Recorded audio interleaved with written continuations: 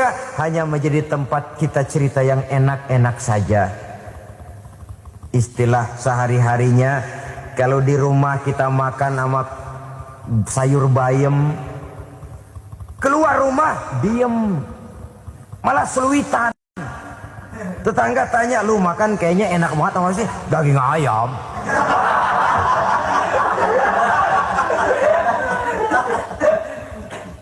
Lalu tetangga akan berbisik, itu makannya tuh orang enak bener ya, rumah tangganya tiap hari makan sama daging ayam. Biarlah paling kurang itu jadi doa, daripada kita makan sama kangkung lalu ribut ngomel di mana-mana. Gua kesel banget sama bini gua. Di warung ceritanya lagi. Kenapa? Saban sari gua direbusin kangkung mulu. Brengsek. Di warung cerita ada RT, ada RW. Gara-gara makan sama kangkung se-RT tahu. Akhirnya mungkin kalau kita berangkat orang hitung dari jauhan. Lihat, kangkung liwat.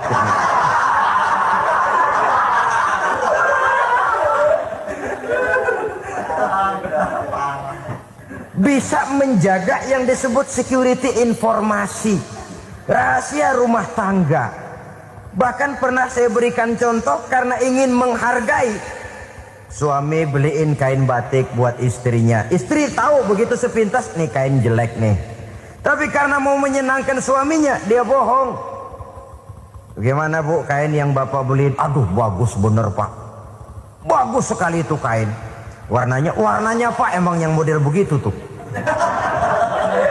Tetangga kita mana ada yang pakai kain begitu pak. Ya emang nggak ada, jelek. Menghargai. Sebab kalau waktu itu si istri jujur, yang timbul sakit hati suami. Bagaimana bu kain yang saya beliin? Goblok lo. Kain begitu dibeliin di pasar juga banyak 1.400. Campur odol lagi. Sudahlah suami punya niat baik, sampai rumah digoblok-goblokin, tidak ada lagi rasa saling menghargainya. Begitu pentingnya mempererat silaturahmi ini, sampai Nabi berpesan, isnani la yanzurullahu ilaihima yaumal qiyamah qati'ur rahim wa jarus su'. Ada dua golongan manusia yang di akhirat nanti tidak akan dilihat oleh Allah, tidak akan diopeni oleh Allah, didiemin aja. Siapa mereka? Pertama, orang yang suka memutuskan silaturahmi. Yang kedua, tetangga yang jahat dengan tetangganya. Dua golongan manusia ini, pemutus silaturahmi, kemudian juga tetangga yang jahat dengan tetangganya, ini tidak akan dipandang oleh Allah di hari akhirat nanti. Jadi pererat silaturahmi, sebab kita ini zon politikan, makhluk yang bermasyarakat, yang tidak bisa hidup sendirian. Setiap kita memerlukan orang lain. Kita disebut kaya karena ada yang miskin. Kita disebut alim karena ada yang awam. Kita disebut berkuasa karena ada rakyat jelata. Tanpa rakyat tidak ada penguasa. Tanpa yang miskin tidak ada orang kaya. Kalau tidak ada yang jelek, siapa yang bilang cakep? Karena ngimbangi. Saudara hadirin, atas dasar ini mestinya kita selalu bersyukur dalam segala posisi. Tidak lalu salah terima kepada karunia yang diberikan Allah kepada kita. Saudara hadirin yang saya hormati, pererat silaturahmi, jadikan orang-orang tua kita tempat kita cerita yang enak-enak saja. Yang tidak enak, telan sendiri, usahakan sendiri, carikan jalan keluarnya sendiri. Setidaknya, ya diam sajalah. Kalau belum bisa membalas budi baik orang tua, setidaknya jangan menyakiti hati orang tua kita. Sudah lelah dan payah dia mengasuh kita, membesarkan kita, merawat kita. Demi setelah kita berumah tangga, seluruh kesulitan kita bawa lagi kepadanya. Karena itu buat para istri juga ini perhatian. Kalau dimarahi suami, jangan cepat-cepat pulang ke rumah orang tuanya. Nggak boleh diomelin dikit, main buntal aja. Gua pulang dah. Pulang. Sampai sana cerita habis-habisan, dikucek kejelekan suaminya. Nanti 2-3 hari balik aja lagi. Kan nggak lucu jadinya. Saudara hadirin, begitu juga suami. Mencaci maki habis istrinya, 2-3 hari baik aja lagi. Konyol, istrinya sudah dicaci maki habis-habisan, dijeleki leluhur-leluhurnya, 2-3 hari baik lagi, mesraan lagi. Kata bininya dalam hati, gua lu jelekin juga, lu pakai juga, payah.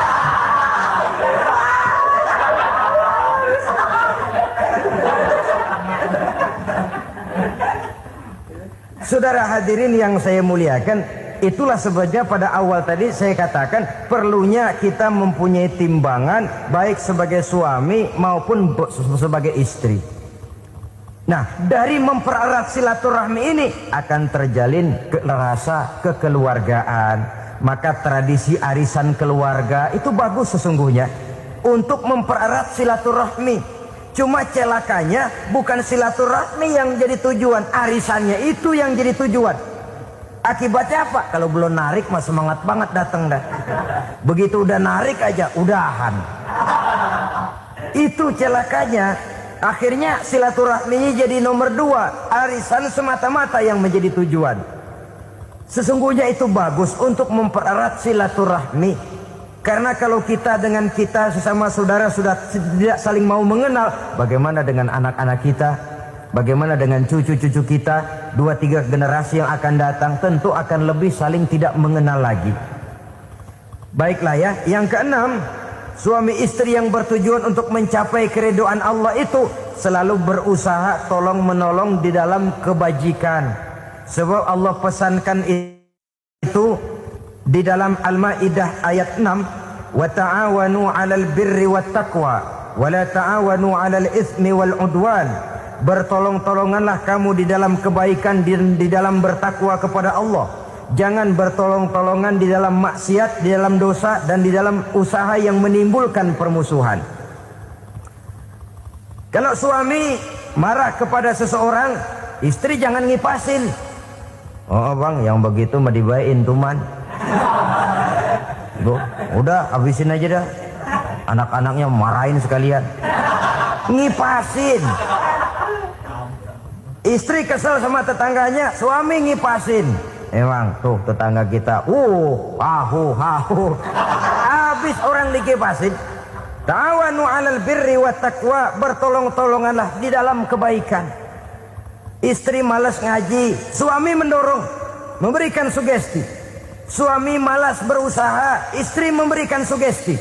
Saling tolong menolong di dalam kebaikan dan takwa, dan jangan tolong menolong dalam dosa dan permusuhan. Kata suami, Bu, daripada kita melarat terus hidup, kita piara tuyul yuk. Kata istrinya, nah ini sudah menyimpang bang. Bersabarlah, bagaimanapun insya Allah kita tidak akan mati kelaparan. Piara tuyul itu nanti jadi pindah akidah, merusak iman, berteman dengan setan.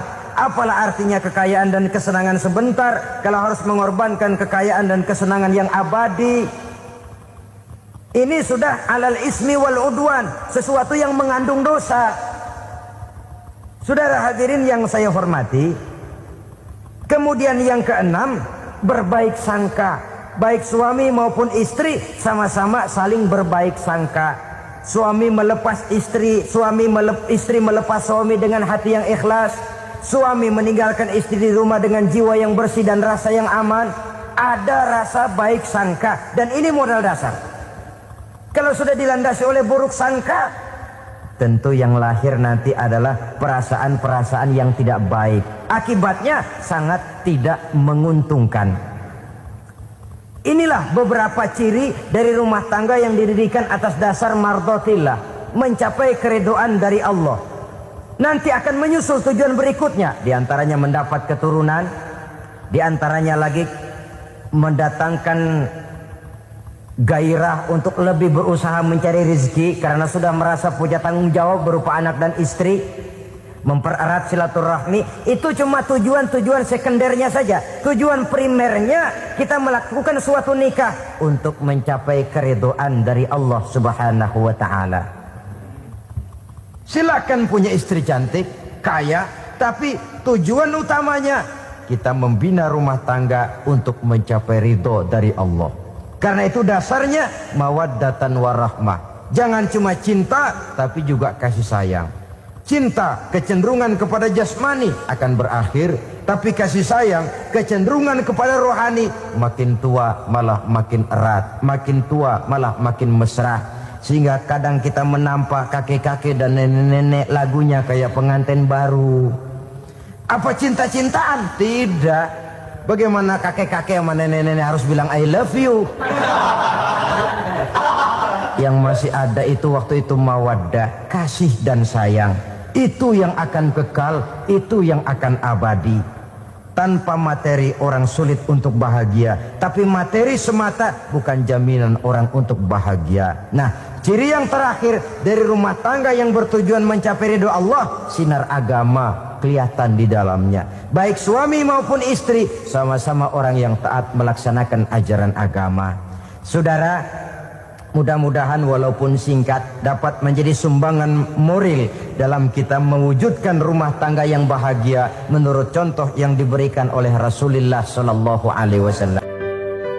Selalu berusaha menyimpan sesuatu yang bisa membawa manfaat, baik untuk dirinya, untuk anak cucunya, maupun untuk keluarganya, untuk masa kini dan masa depannya. Kadang simpanan itu berbentuk uang, kadang berupa tanah, lain saat berbentuk pabrik, dan lain sebagainya.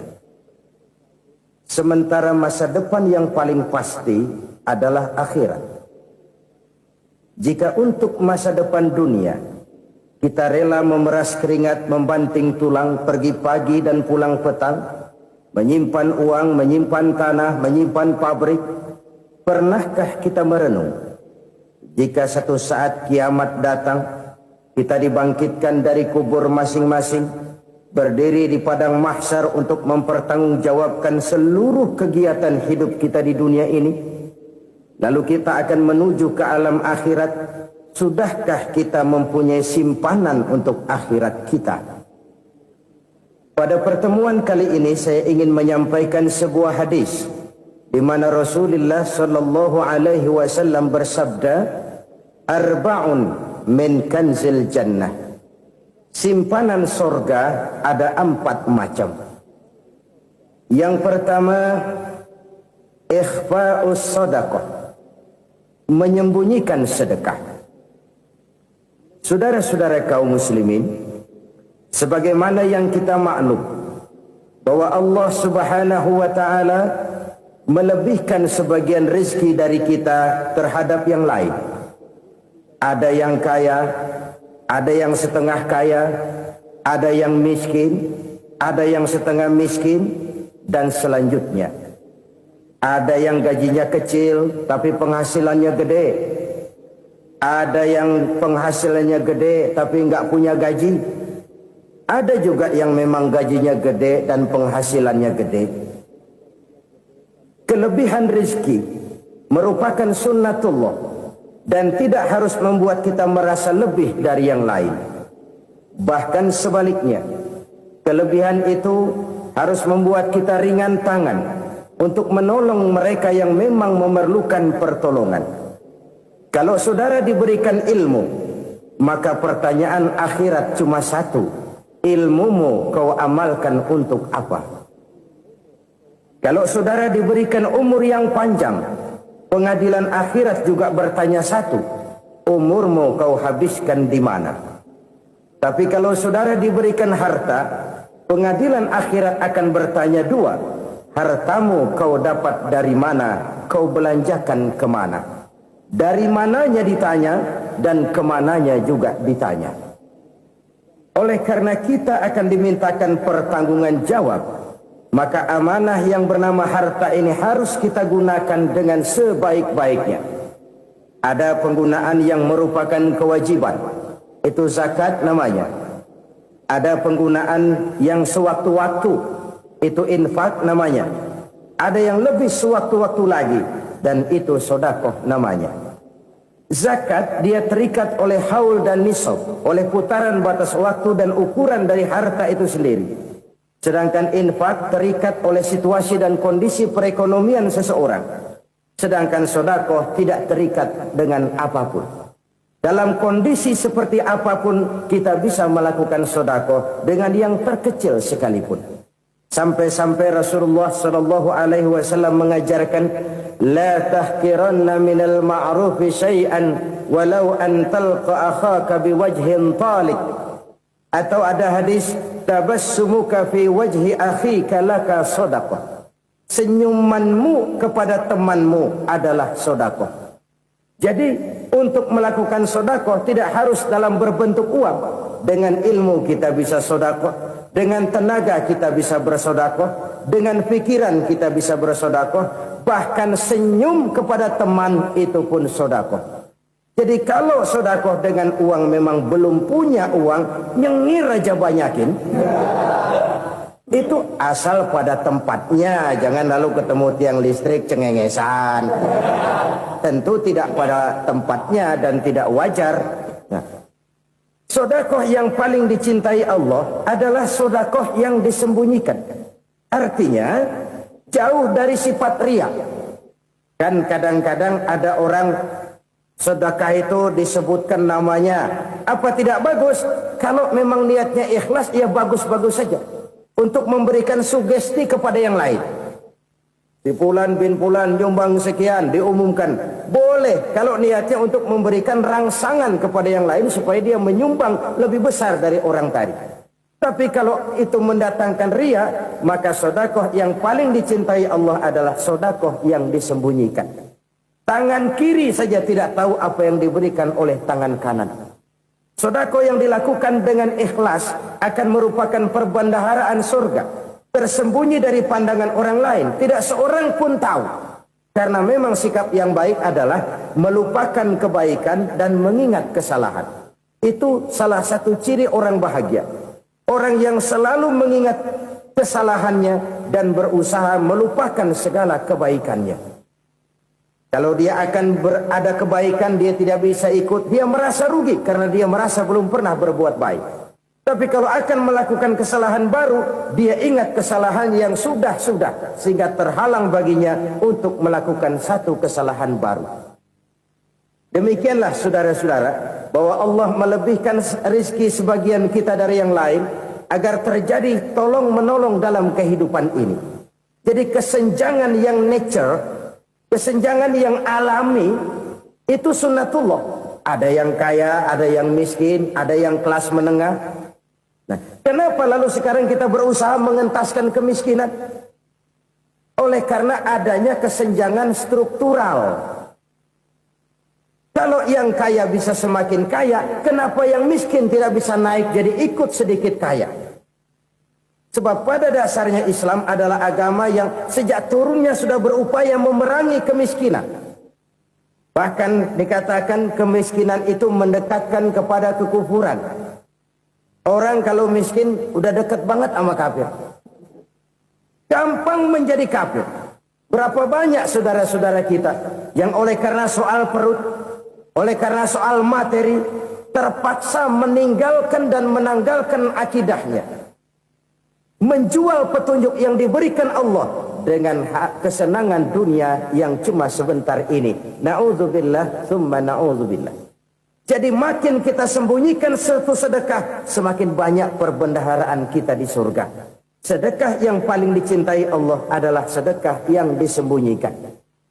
Malahan ada seorang sufi, dia punya kebiasaan kalau pergi sholat Jumat dia bawa uang, itu uang dia taruh di bawah tikar masjid. Dia niat sedekah kepada siapa saja yang nemuin itu duit. Maksudnya apa? Supaya yang nemuin nggak tahu siapa yang punya duit. Demikian dia saking ingin menyembunyikan sedekahnya. Karena sifat riya itu bisa memakan amal kita sendiri. Riya itu termasuk menyebut-nyebut kebaikan kita. Orang yang suka nepuk dada, sedikit-sedikit ngitungnya kalau nggak gua. Tuh kalau nggak gua tuh. Tuh yang belah situ, kalau nggak gua. Iya, kalau nggak lu kenapa emang? Orang yang suka menepuk jasa, tuh biasanya memang begitu, saudara-saudara. Kalau perang lagi berkecamuk, orang nggak sempat ngaku jadi pahlawan. Tapi begitu perang selesai, yang kagak kenal bedil ngaku pahlawan, Mas. Itu sesuatu yang biasa. Oleh karenanya, orang-orang yang ikhlas dalam bersedekah, disembunyikannya sedekah itu Allah cinta betul. Malahan ada hadis memberikan jaminan, inna shadaqatal mar'il muslimi tazidu fil umri wa tadfa'u mitatas su'i. Sesungguhnya sedekahnya seorang mukmin tazidu fil umri, bisa menambah umur panjang.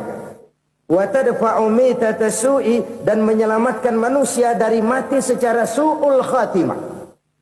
Jadi siapa yang kepengen panjang umur, banyaklah sedekah. Yang bosan hidup, pelit terus. Sedekah menambah panjang umur dan menyelamatkan manusia dari mati secara su'ul khatimah. Pak, katanya umur itu nggak bisa ditambah, nggak bisa dikurangin. Kapan? Kalau ajal sudah datang. Fa idza jaa ajaluhum la yastakhiruna sa'atan wa la yastakdimun. Kalau ajal datang tidak bisa dimajukan, tidak bisa dimundurkan. Itu kalau ajal sudah datang. Tidak bisa lagi umur ditambah dikurangi, sudah datang. Tapi kalau belum datang, itu kan haknya Allah. Mau ditambah, mau dikurangi, hak prerogatif Allah. Sebagai pencipta manusia, Allah maha kuasa dan maha mampu. Sedekah ini menambah panjang umur dan menyelamatkan manusia dari mati secara su'ul khatimah. Itu orang mati kan sama ya, kondisinya mati, nggak nafas. Tapi hakikat mati kan lain-lain. Ada yang mati itu husnul khatimah, baik akhirnya. Misalnya lagi ngaji mati, lagi sholat mati, lagi sedekah mati. Ini yang dinamakan dengan husnul khatimah, baik di akhirnya. Sebaliknya ada yang su'ul khatimah, jelek di akhirnya. Ini yang jadi catatan akhir. Lagi nyekek botol, mampus. Lagi banting kartu, modar. Su'ul khatimah, jelek pada akhirnya. Sedekah menyelamatkan manusia dari mati secara su'ul khatimah. Dan kita semua kepengen mendapat husnul khatimah, jauh dari su'ul khatimah. Oleh sebab itu yang bisa menyelamatkan kita dari penyakit itu antara lain adalah sedekah yang disembunyikan. Yang dikerjakan dengan ikhlas karena Allah. Tidak karena kepengen dipuji orang. Tidak karena ingin dikatakan orang pemurah. Sebab orang dermawan itu orang yang memberi tanpa harus diminta. Kalau masih harus diminta, ya belum dermawan namanya. Masih harus diminta.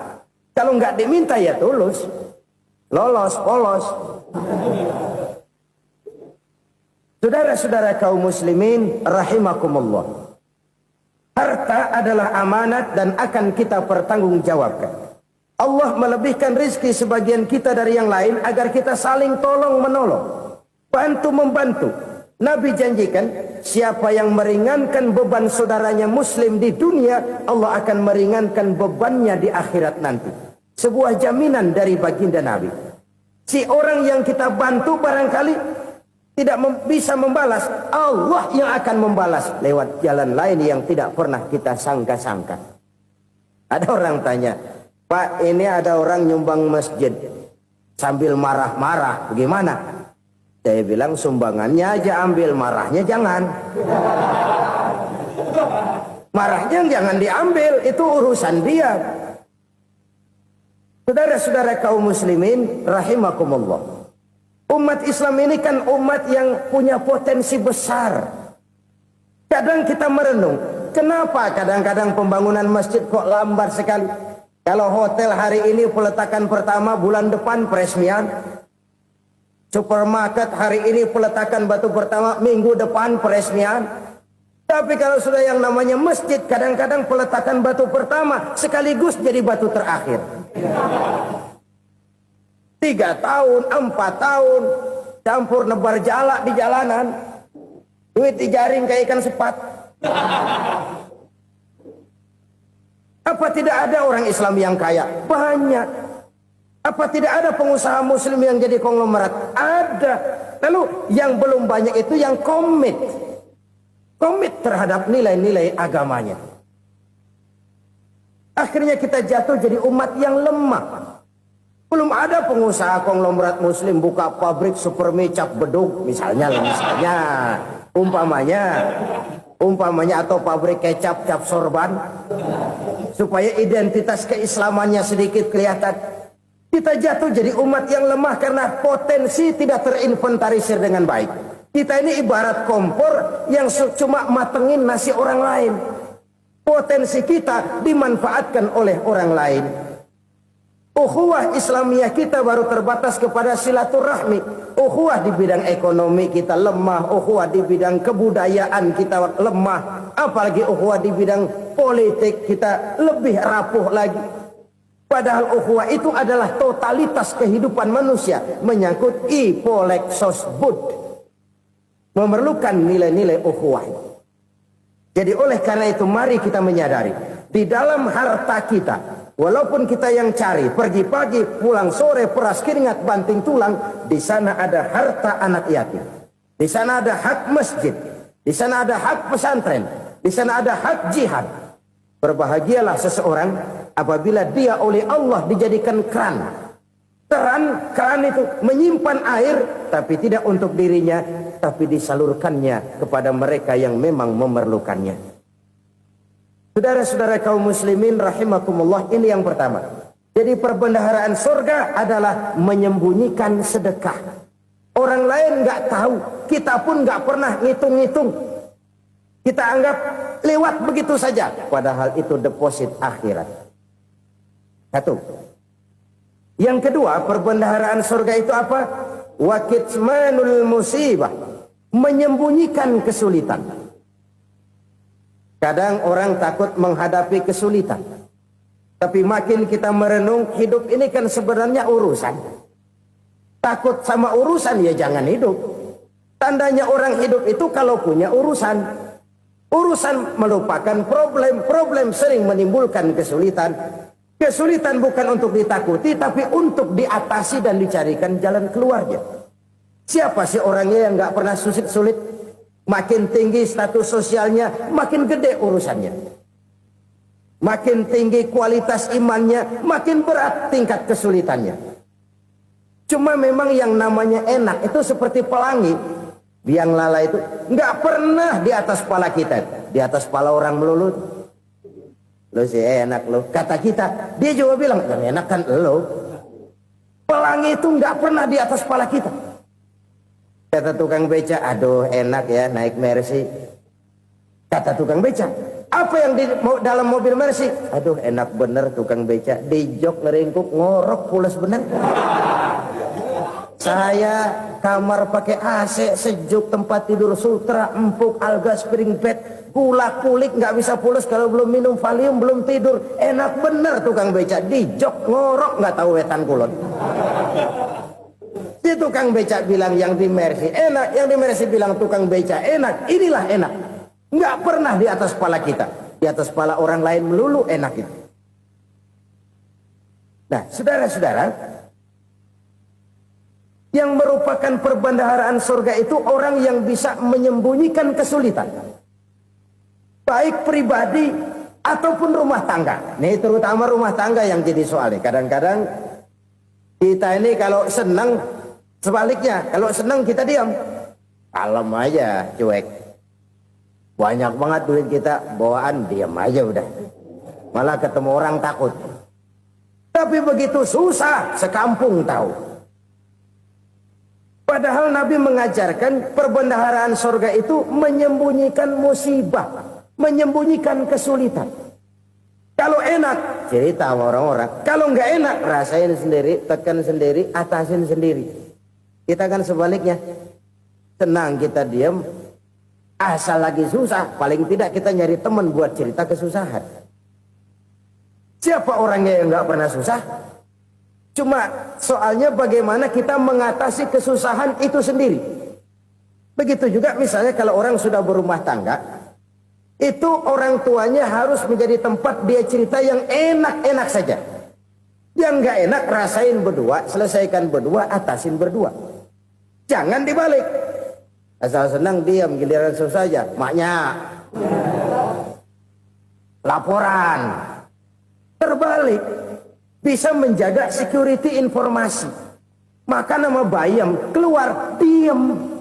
Malah seluitan. Enak amat lo makan daging ayam. Security informasi. Saudara-saudara kaum muslimin rahimakumullah. Ujian yang terberat itu yang pernah diberikan kepada para nabi, para rasul, para aulia, para ulama. Makin tinggi keimanan, makin berat bentuk kesulitan. Ayo saya kemukakan satu contoh saja. Ada seorang nabi yang kaya, nabi kaya, namanya Nabi Ayub. Iblis kalau orang begini kan keki, ibadahnya rajin, kaya. Nih yang kayak begini susah digodain. Kalau ibadahnya rajin, miskin, kali bisa disogok. Sini imannya mantap, ibadahnya rajin, kaya, nabi lagi. Oh, tapi namanya iblis nggak kurang akal. Laporan, Tuhan, kenapa Les? Ya ini bahasa saya, bahasa Qurannya sih nggak gitu. Itu hambamu yang namanya Ayub, dia rajin ibadah cuma karena dikasih kaya aja. Coba kasih miskin dia, berhenti dia sembahyang. Ah, kamu bisa aja. Saya tahu Ayub itu hambaku yang ikhlas. Saya buktiin Tuhan, silahkan. Dibuktiinlah, iblis turun ke alamin. Yang mula-mula dia lakukan, dia rusak sawah ladang Nabi Ayub. Dia binasakan binatang ternak Nabi Ayub. Sehingga dalam waktu singkat, jatuhlah Nabi Ayub dari orang paling kaya jadi orang paling miskin. Beliau masih ibadah di mihrab dalam masjid. Datang iblis. Saudara Ayub, ya, lagi ngapain? Ibadah. Nyembah Allah, nyembah Allah. Oh, percuma. Kenapa? Tuhan yang ente sembah nih, dia udah bikin miskin ente. Sawah ladang ente hancur lebur, binatang ternak binasa. Sekarang ente jadi orang paling miskin. Ngapain nyembah Tuhan kayak begitu? Tekor. Udah berhenti dah ibadah, berhenti ibadah. Ini iblis sama Tuhan laporannya lain, yang dikerjakan kepada Nabi Ayub juga lain. Benar begitu iblis kata Nabi Ayub? Iya, sawah ladang saya habis, buras. Binatang ternak saya binasa, binasa. Saya miskin, bangpak. Apa jawab Nabi Ayub? Bukan innalillahi, ya ini hebat. Alhamdulillahillazi a'tani wa akhza minni. Segala puji bagi Allah yang telah memberikan harta kepada saya dan sekarang mengambilnya lagi. Alhamdulillah. Allah yang ngasih, Allah yang ambil. Itu mah urusan Allah. Iblis cuman ibadah jalan terus, sujud lagi Nabi Ayub. Iblis seleher gondok banget.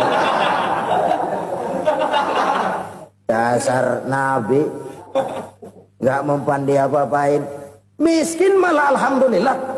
Allah yang ngasih, Allah yang ambil.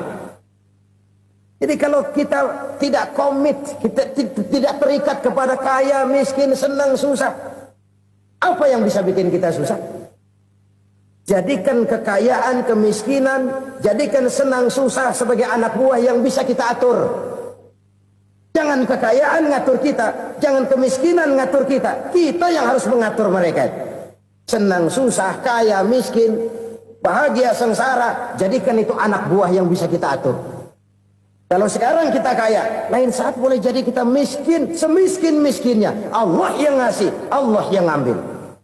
Tenaga mana yang bisa menghalangi? Ibadah jalan terus. Iblis makin gondok. Dasar Nabi loh. Akhirnya apa? Nabi Ayub dikerjain, diberikan penyakit. Demikian fatal penyakitnya. Bayangin, udah miskin sakit. Masya Allah. Miskin sakit. Sakitnya nggak lama, kira-kira 16 tahun. Istrinya 3, 2 mental minta ceraiin. Ngerawatin laki bengek begini. Senang belum tentu, susah udah pasti nih. Cerai aja, cerai dah. Cerai. Tinggal satu Siti Rahmah yang setia menemani beliau. Sesetia-setianya hati perempuan. Satu saat Siti Rahmah bilang, "Bang, iya, abang kan Nabi, Bang. Lalu, namanya Nabi kan doanya jarang meleset, Bang. Maksud kamu minta kenapa sih sama Tuhan biar abang sembuh, baik dah, Bang?" Siti Rahmah, iya. Saya sakit berapa tahun sih dah? 16 tahun, Bang. Sebelum ini saya sehat berapa tahun? Ya kira-kira 60 tahun, Bang. Nah, coba ente banding-bandingin, Rahmah. Saya dikasih sehat 60 tahun. Dikasih sakit 16 tahun. Sudah nggak sabar. Mau doa kepada Allah minta sembuh. Saya malu. Malu kepada Allah. Diuji dengan yang luar biasa seperti ini, tidak mengganggu stabilitas kehambaannya. Dia tetap menghamba kepada Allah Subhanahu wa ta'ala. Saudara-saudara kaum muslimin rahimakumullah. Kunci menghadapi kesulitan itu apa? Allah jelaskan dalam satu ayat, wa basyiris sabirin alladzina iza asabathum musibah qalu inna lillahi wa inna ilaihi raji'un. Gembirakan orang-orang yang sabar. Siapa mereka itu? Yang apabila mendapat musibah mereka kembali kepada keyakinan dasar. Segalanya dari Allah dan segalanya akan kembali kepada Allah. Ini konsepsi dasar dari sikap muslim dalam menghadapi berbagai kesulitan. Segalanya dari Allah, segalanya akan kembali kepada Allah. Kalau ini sudah kondisi dasarnya, maka kita akan lapang menghadapi kenyataan bagaimanapun pahitnya. Apakah itu namanya miskin? Apakah itu namanya sakit, bahkan maut sekalipun. Maut sekalipun. Segalanya dari Allah, segalanya akan kembali kepada Allah. Ini sikap hidup, bukan sekedar ucapan. Kita kadang-kadang menjadikannya sebagai ucapan. Mulutnya sehingga berhenti, innalillahi wa inna ilaihi raji'un. Tapi nangisnya terus gerung-gerungan. Bukan itu, ini kesadaran moral. Kalau segalanya dari Allah, segalanya kembali kepada Allah, kan sebenarnya cuma nunggu giliran. Hari ini saya nyembayangin dia, entah hari apa saya disembayangin orang. Hari ini saya antar dia ke kubur, entah hari apa orang nganterin saya ke kubur. Hari ini saya tahlilkan dia, entah nanti kapan orang tahlilkan saya. Segalanya dari Allah, segalanya akan kembali juga kepada Allah. Oleh sebab itu saudara-saudara, kesulitan bukan untuk ditakuti. Kesulitan justru untuk diatasi, dicarikan jalan keluarnya. Dan tidak ada orang yang tidak pernah mendapat kesulitan. Tidak ada. Semakin tinggi status sosial, semakin tinggi kualitas keimanan, semakin besar juga tingkat kesulitan. Hanya saja bagaimana cara kita mengatasinya. Dan Al-Quran menyatakan, inna ma'al usri yusra. Di balik kesulitan itu pasti ada kemudahan. Roda itu berputar. Karena itu Rasulullah sallallahu alaihi wasallam mengingatkan kepada kita, ta'arraf ilallahi fir raha ya'rifka fisyiddah. Ingatlah kepada Allah di waktu kamu senang, supaya Allah ingat kepada kamu di waktu kamu susah. Kalau waktu senang kita ingat kepada Allah, kita susah, Allah tidak akan meninggalkan kita. Tapi kalau waktu senang kita jauh dari Allah, sujud tidak sempat, dengan masjid jauh, ketika senang kita lupakan Allah. Nanti begitu kita susah, Allah lupakan kita. Dan itu menyakitkan.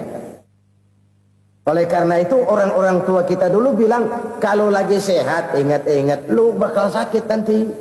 Kalau lagi kaya ingat-ingat satu saat kita bakal jatuh miskin.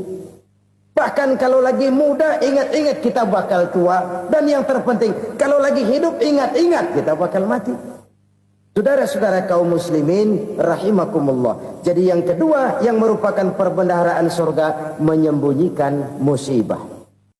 Saudara-saudara kaum muslimin rahimakumullah. Hal ketiga yang merupakan perbendaharaan surga adalah wasilatur rahmi. Orang yang suka bersilaturahmi. Sebagaimana yang kita maklum bahwa manusia adalah makhluk yang disebut zon politika.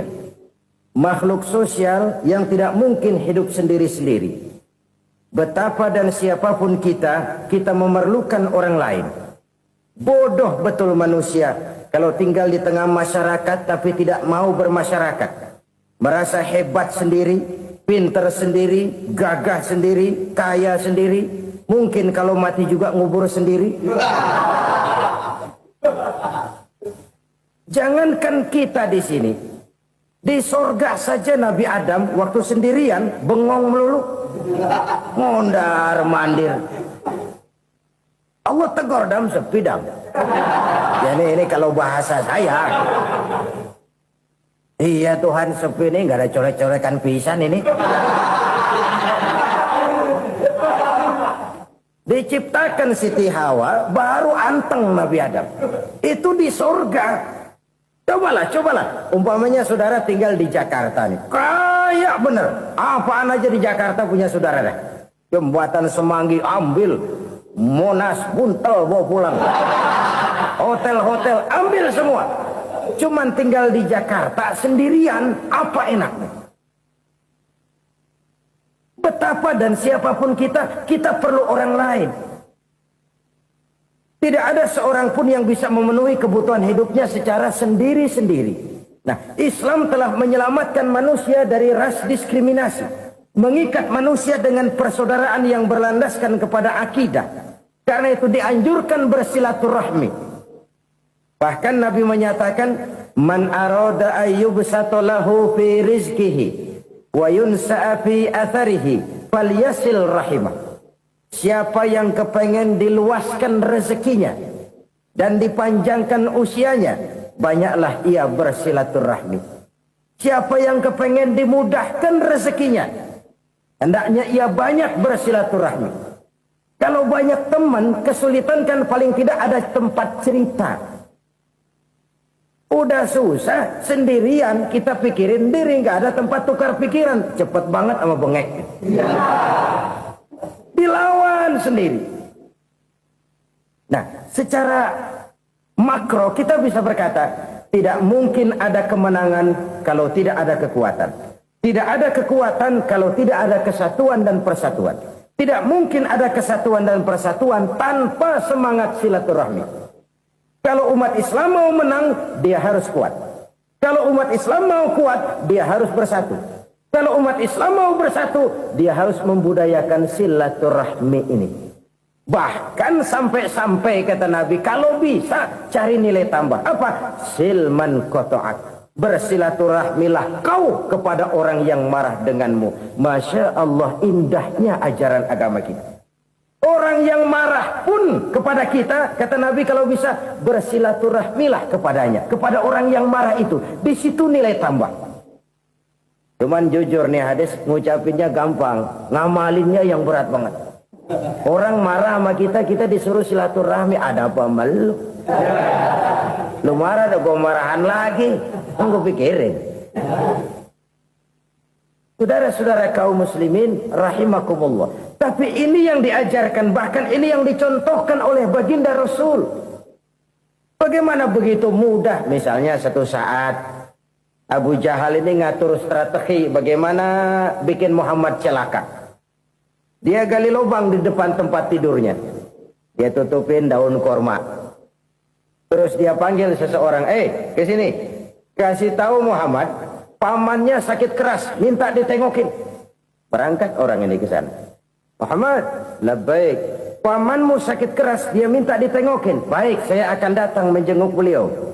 Berangkatlah Nabi ke rumah Abu Jahal tanpa prasangka apapun. Abu Jahal udah pasang setil, selimut 3 rangkap setengah dipakai. Persis kayak orang meriang. Tapi sembari ngintip dari balik selimut. Begitu Muhammad buka pintu, nah masuk perangkap nih. Muhammad jalan menuju tempat pembaringan. Makin lama makin dekat, makin lama makin dekat. Makin dekat ke lubang yang dipasang oleh Abu Jahal itu. Dalam hati Abu Jahal, terus dah jatuh, mampus dah lo ini. Mampus lo hari ini nih. Apa yang terjadi? Malaikat Jibril datang. Muhammad, pamanmu cuma pura-pura sakit. Di depan tempat tidurnya ada lubang perangkap supaya kamu jatuh ke situ. Sudah, kamu pulang. Balik kanan Nabi. Sudah hampir jatuh ke lubang, balik kanan, pulang. Bayangin kecewanya Abu Jahal. Muhammad dikit lagi, Muhammad dikit lagi. Enggak paman, saya pulang aja. Emosi bangun dari tempat tidur, enggak sadar kalau lagi pura-pura sakit. Lompat ngejar Nabi, dia lupa dengan lubang yang dia gali. Usrak, nyemplung sendiri ke dalam lubang.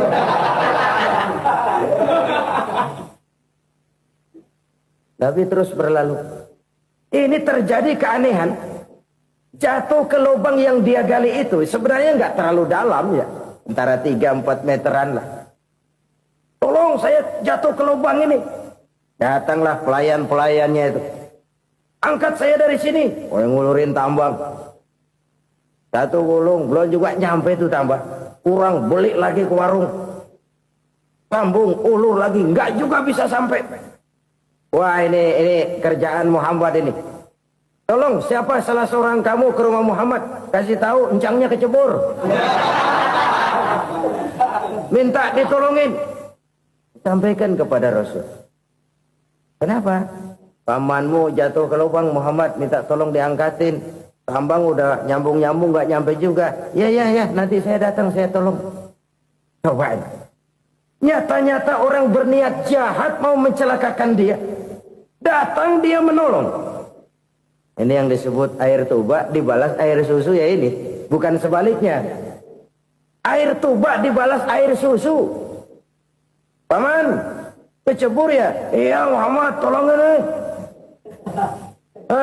Pegang tangan saya. Nabi ulurkan tangannya. Nyampe. Dipegang oleh Abu Jahal. Diangkat ke atas. Sampai atas. Apa kata Abu Jahal? Sihirmu memang hebat Muhammad. Udah ditolongin dikata sihir. Yang enak kita kemplang kan itu orang begitu. Urusan apa? Tapi inilah akhlak. Kalau bisa kamu bersilaturahmilah dengan orang yang marah kepadamu sekalipun. Orang marah kita tetap baik.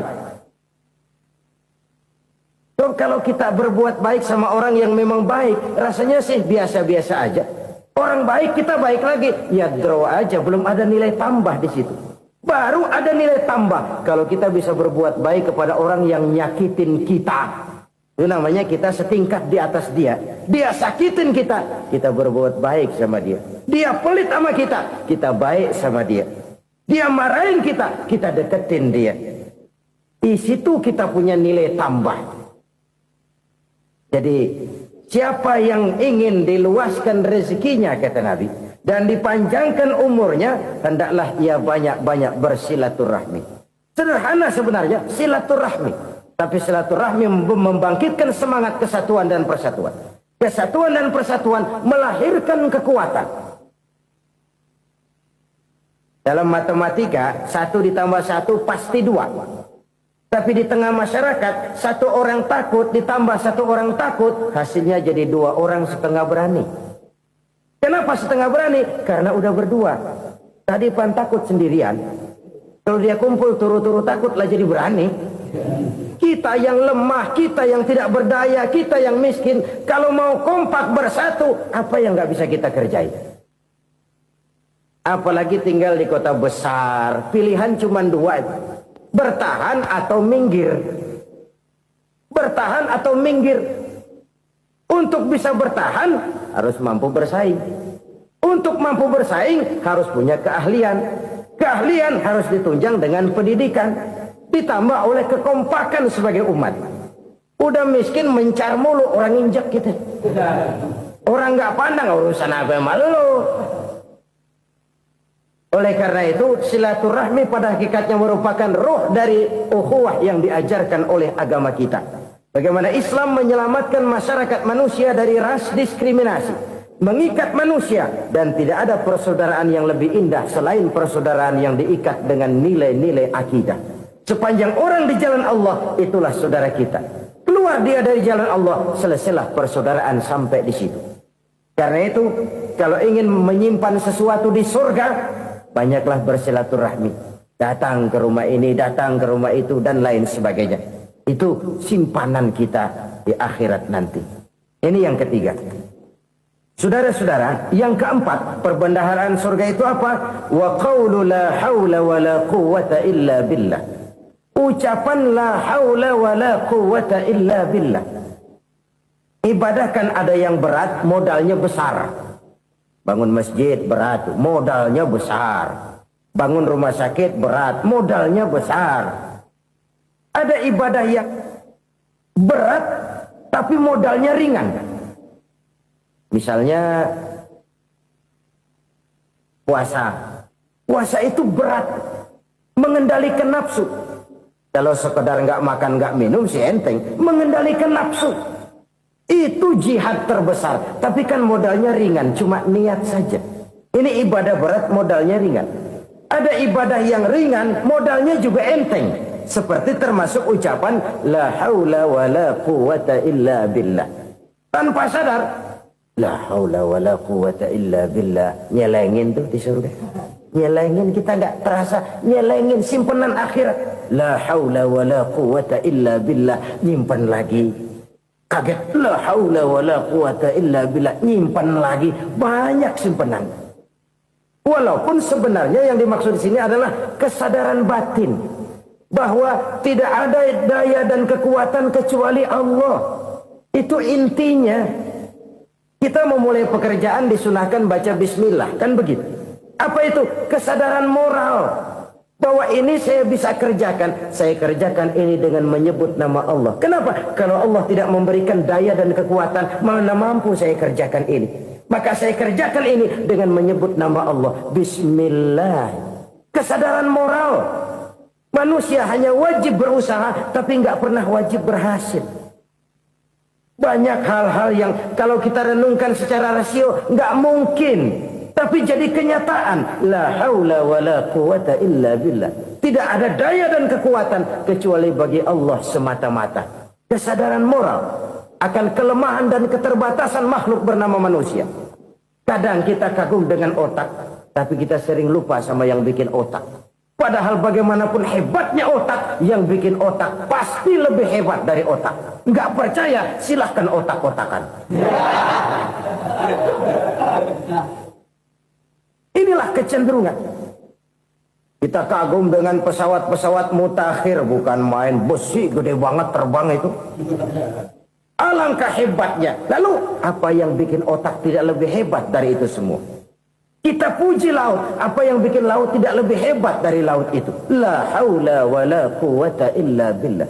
Tidak ada daya dan kekuatan kecuali Allah. Apa yang bisa kita lakukan kalau tidak karena daya dan kemampuan yang diberikan oleh Allah kepada kita?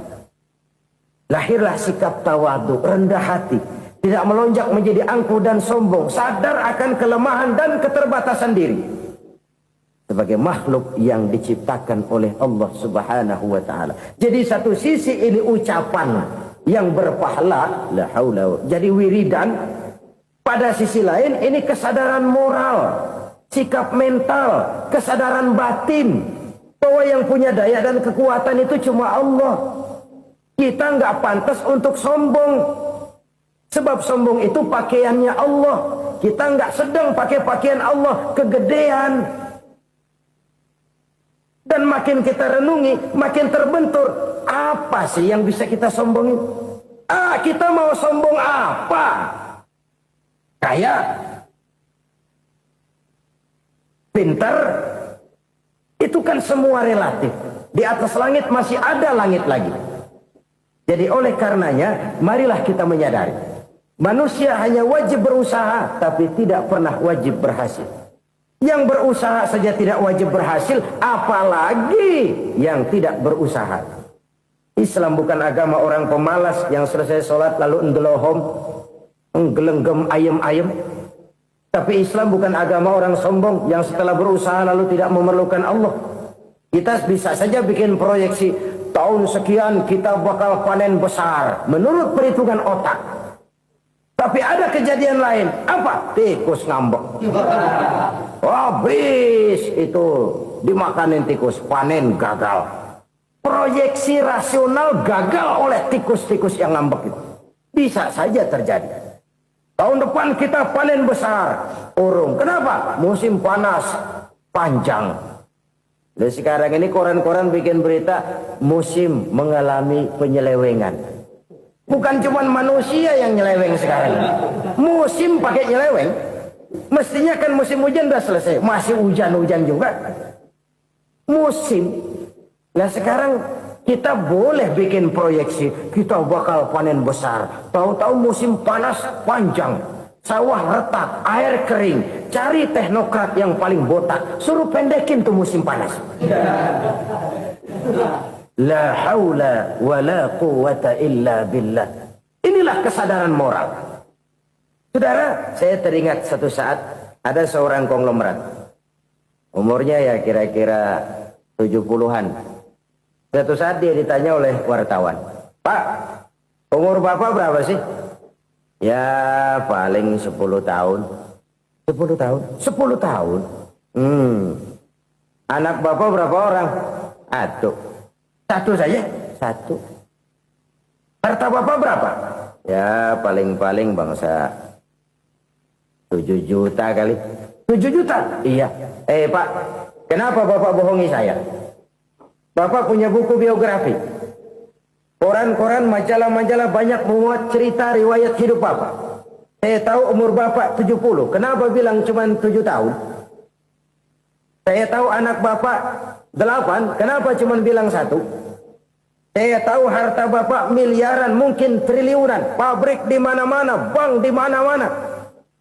Kenapa bilang uang Bapak cuma 7 juta? Nah, kata si konglomerat tadi, kamu benar nak, kamu benar. Umur saya kalau jumlahnya memang 70 nak. Cuman ingat-ingat saya, baru 7 tahun terakhir ini saya sujud. Baru 7 tahun terakhir ini saya berusaha dekat dengan Allah. Saya laksanakan perintahnya, saya jauhi larangannya. 7 tahun inilah rasanya yang ada nilainya di hadapan Allah. Yang 63 tahun matong, kelabu, kelem umur gue. Habis untuk maksiat, untuk munkarat. Maka ketika ditanya tadi, umur saya 7 tahun itu. Oh begitu Pak. Oh iya. Lalu anak Pak. Anak Bapak kan 8. Kenapa bilang cuma 1? Nah, kalau jumlah hitungannya memang anak saya 8. Tapi dari 8 orang ini rasanya cuma 1 nih. Yang bakal jadi buah hati, belahan jantung. Pelanjut cerita, penerus sejarah. Bakal jadi anak soleh yang akan mendoakan saya. Cuma 1 rasanya anak saya nih yang bakal jadi buah hati saya. Besar-besaran saya. Yang akan mendoakan di kubur saya. Yang akan mendoakan di akhirat saya. Yang 7 orang mana? Masya Allah, yang atu tenggeng. Yang atu nyekek botol nolo. Yang atu nggak karu-karuan. Makanya saya bilang 1 anak saya yang akan bisa mendoakan saya. Oh begitu Pak. Iya. Nah harta Pak. Harta Bapak kan triliunan. Pabrik Bapak di mana-mana. Uang Bapak hampir di tiap bank-bank besar. Kenapa bilang cuma 7 juta? Betul kau nak. Harta saya kalau jumlahnya memang miliaran, triliunan mungkin. Tapi yang saya ingat baru 7 juta tuh yang saya belanjakan di jalan Allah. Saya nyumbang masjid. Saya santuni yatim piatu. Saya bantu pembangunan pesantren. Saya bantu pembangunan rumah sakit Islam. Itu yang akan saya bawa pulang ke akhirat. Yang 7 juta itu. Yang triliunan itu nanti akan diperebutkan oleh anak-anak saya sebagai waris saya. Jadi harta saya 7 juta itu yang bakal nemenin saya di akhirat. Yang akan saya bawa pulang jadi teman saya. Saudara-saudara kaum muslimin, jangan-jangan orang tua itu adalah kita-kita ini. Jangan-jangan kita-kita ini adalah orang tua itu. Jangan-jangan itu potret dari diri kita masing-masing. Dari sekian umur yang diberikan Allah, berapa tahun yang ada nilainya di hadapan Allah. Dari sekian anak-anak yang merupakan amanah, berapa yang akan mendoakan kita sebagai orang tuanya menjadi anak soleh. Dari sekian banyak harta yang diberikan Allah, berapa yang akan kita bawa pulang menghadapnya nanti, yang kita belanjakan di jalan Allah. Ini sebuah potret kehidupan. Karena itu kita kembali kepada la haula wa la quwata illa billah. Kita wajib berusaha, kita wajib berikhtiar. Selebihnya segala daya dan kekuatan hanya milik Allah saja semata-mata. Satu kesadaran batin dari setiap pribadi muslim. Setelah ia berusaha dan berikhtiar, ia menyerahkannya kepada Allah Subhanahu wa ta'ala. Jadi satu sisi ini merupakan wiridan ucapan yang mengandung pahala, pada sisi lain ini merupakan sikap batin dari seorang muslim di dalam ia menghadapi realitas kehidupan ini. Saudara-saudara kaum muslimin rahimakumullah. Kalau ini kita jadikan satu basis kehidupan, maka ini akan menyelamatkan manusia dari kemungkinan tergelincir menjadi orang yang lupa diri dan lupa darat. Sebab itu Imamul Ghazali berpesan, jadidis safinah fa innal bahra amiq wa khuziz zad fa inna safara ba'id wa khaffifil hamla fa innal hamla sadid. Perbarui selalu kapalmu karena lautan sangat dalam. Bawa bekal yang banyak karena perjalanan ini sangat jauh. Ringankan beban karena kebanyakan beban akan menyakitkan. Alangkah indah kalimat ini, alangkah dalam makna yang terkandung di sana. Perbarui selalu kapalmu karena lautan sangat dalam. Apa artinya ini? Jaga mentalmu baik-baik. Pelihara imanmu baik-baik karena hidup penuh cobaan seperti lautan. Kita kalau berlayar di lautan kan kadang-kadang tenang, angin bertiup sepoi-sepoi basah. Jika malam datang, bintang gemintang bertabur menghias cakrawala. Rembulan memantulkan sinarnya dengan indah. Dalam keadaan begitu berlayar enak. Tapi lain saat, ombak menggunung, halilintar menyambar, angin topan bertiup. Berapa banyak sudah saudara-saudara kita yang tenggelam di lautan dunia. Tanpa sadar bahwa dia belum sampai kepada pantai yang akan dituju. Berapa banyak sudah saudara-saudara kita yang tenggelam di lautan dunia ini tanpa sempat bangkit lagi. Dia menyangka sudah sampai kepada tujuannya. Hati-hati kapal jangan sampai bocor karena lautan sangat dalam. Iman ini jaga baik-baik karena hidup penuh dengan ujian. Wa khuziz zad fa inna safara ba'id. Bawa bekal yang banyak karena perjalanan sangat jauh. Saudara mau ke Bandung, bawa duit. Saudara mau ke Surabaya, banyakkan lagi duitnya. Saudara mau ke Mekah, gepokan, iketan tuh duit nggak lembaran lagi. Makin jauh perjalanan, makin banyak bekal yang harus kita bawa. Kalau saudara dari Jakarta mau ke Surabaya, kagak bawa duit berangkat juga, itu sih bukan berani namanya, nekat. Sampai Surabaya belum tentu, sengsara di jalan udah pasti. Kenapa?